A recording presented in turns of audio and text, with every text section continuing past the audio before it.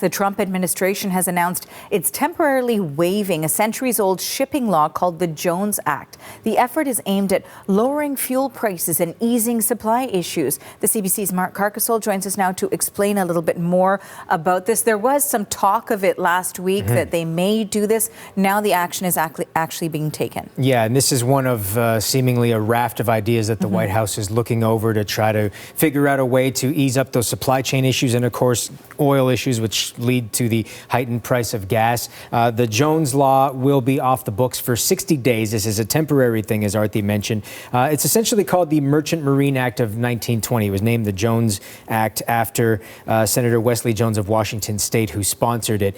It was meant in 1920 to rebuild and fortify the American shipping sector after much of its merchant fleet was destroyed by German U-boats during World War I. It requires that cargo and passengers that are hauled between U.S. ports be on vessels built in the U.S., American-owned, U.S. flagged, and crewed by American citizens or permanent residents. It's allowed to be waived in the interest of national defense through Homeland Security or the Defense Department. The goal here is essentially to free up new shipping lanes throughout the U.S. and get more players involved in that effort to make shipping a bit of a quicker thing, because the criticism of this law has been that it eliminates foreign competition and makes the delivery of goods slower and more expensive. But it does have many fans amongst some in the U.S. Congress, many in the labor movement, national security advocates as well. But what they're trying to do here is allow foreign tankers in to help supply refineries on the East Coast with oil and fuel from the Gulf Coast. It's really about freeing up those shipping lanes. However,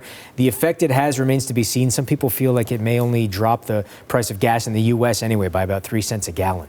Yeah, so there are, of course, different strategies that are being employed here to try and mitigate the impact of what we're seeing. Yeah. But we've also seen the benchmark price of crude oil spike today. What's behind that?